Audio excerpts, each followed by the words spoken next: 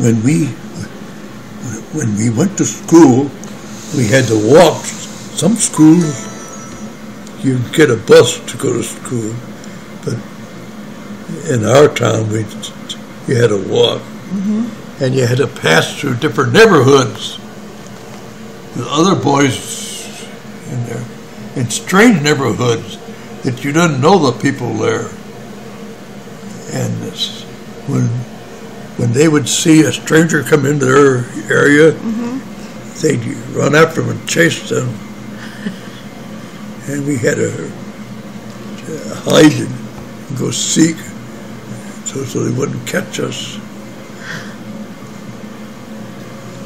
I never got caught, but I don't know if they really were out to catch me or not, but I always thought they were. No, nobody ever got beat up or hurt that way.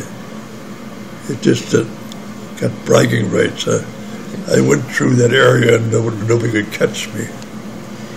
Well, what about when you were at school, when you went to St. George's? What do you remember? Well, I started out in the public school system. And Oops, sorry. In the public schools, everybody had to do the same thing. In the parochial schools, you had to do the way the church said to do it. And if you cannot tell a lie, if you're a parochial school kids, so everybody's always trying to figure out if I was telling the truth or not,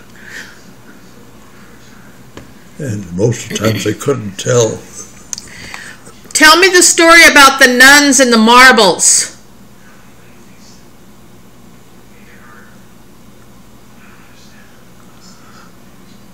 About the what? The nuns and your marbles in your pocket. Oh. Well, when you go to school, you weren't supposed to have that stuff in your pockets. No marbles or no knives. And so, if Sister Superior suspected that you were,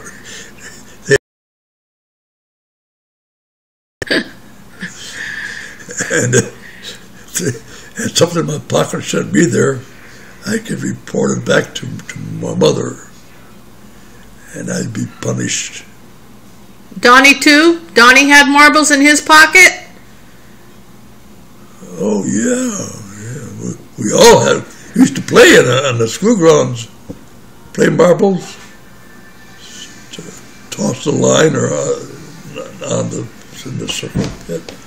Yeah. Which we weren't supposed to be doing, but you never could tell if you put your marbles in your pocket. But everybody knew that because you'd be always bragging that you could do it.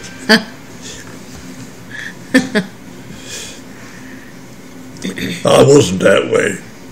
Oh, just my brother. I wouldn't do something like that. I don't know about that. I think you guys probably put the blame. Huh? I think you guys probably put the blame on each other all the time. Well, yeah, he'd try to do that to me, but I never did that to him. I didn't have to make believe. I was always better. Oh, yeah. So, if Donnie came over here and he was still alive, and he came over here to my house and sat down in the chair next to you, what would you say to him?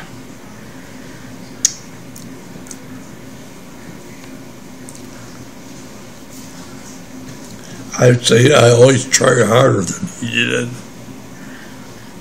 Not if I win, did I win or not, but I try harder. Okay. Say goodbye. I'm going to shut this off. Adios. Goodbye. This is for Donnie Jr. Say goodbye, Donnie Pfarr. Yeah. And Diane. And and Joyce, your sister Joyce. Yes. You want to say hi to Joyce? Yeah, yes. Say something to Joyce. Say something to Joyce. What would you say to Joyce? I hope you are happy in heaven. She's not in heaven. Huh? Aunt Joyce isn't in heaven. What? If she's anywhere, that's where she'd be, in heaven. She's in Kansas. Huh? Aunt Joyce is in Kansas. Well, she hadn't died yet. Nope. She's doing great.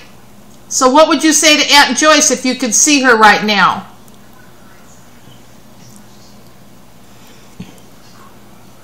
Look into the camera, and what would you say to Aunt Joyce? Do you think, Joyce, that I was better looking than my brother Don?